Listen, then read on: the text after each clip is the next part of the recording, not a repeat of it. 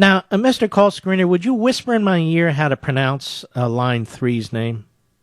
Hussein? I'm sorry. Is that Hussein in Dallas? Yes, it's Hussein. All right. He spelled it Huosein. So now you know why I couldn't pronounce your name. Not a spell. But I would like Hold to on now. Hold on. In Dallas, Texas, listening on the Mark Levin app. Go right ahead, sir. That's correct for the iPhone. Can you hear me okay on the iPhone? I can hear you beautifully, but talk slowly because you have a heavy accent. Go ahead. Okay. I would like to say that I support Obama in his executive order. My children, and don't cut me out, I just want to say, and you might not agree, but my children, my daughter Shireen, she came, I married my wife in Iran, and we left Iran in the 80s, and we lived in Mexico for a while. And then we came across the border. I am a contributing member of society. I pay Social Security taxes. I'm not a citizen. All right, I'm already confused. Who's a citizen and who's not here?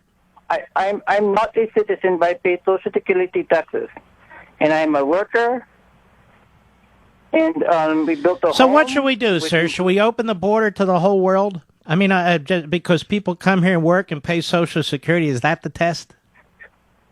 Well, let me just, and I want to do this in a polite and rational and mature way. Let's just turn the debate slightly. Let's say there's 150 million people all over the world who want to come into the United States, work hard, pay Social Security. Do we just let them come into the United States? Do you think my daughter should be deported? Why don't you answer my question first? You give a hypothetical number that has no basis in reality. It has all basis in reality because I keep hearing this line that if people come here and work and they pay their taxes, there should be a road to citizenship. Now, here's what you should have done: you should have come through the front door legally, and your entire family could have come through the front door legally, including your daughter. Yes, I know, but when it comes to you and your father, when it comes to the safety of your family, you're willing to do what it takes to give your children. If you are a political immigrant, that's different. In other words, if you're escaping torture or political persecution, I agree with you. And we've had those cases in Cuba and Vietnam and other places, and by the way, Iran too. And I agree with that 100%. But that's not what happened with you, right? Have you been in Mexico lately? All right. Have you seen the No, why would I be in Mexico lately with the drug cartels using American arms killing people? That's not like the last place I want to go to. Exactly. No, I haven't been to Mexico lately. And that's why I came and used my dead uncle's Social Security number to pay Social Security taxes so I can give my family a good life. Well, good for you. I'm perfect. That's perfect. What I'm saying is, what if there's 150 million people who want to do that? And your answer is, don't give me hypotheticals. All right. What if there's 20 million people who want to do that? You see, we have to do this in a managed way. And as nice of a man as you sound like, and as much as you want to have a good life for your family, there's about 7 billion people who want the same thing.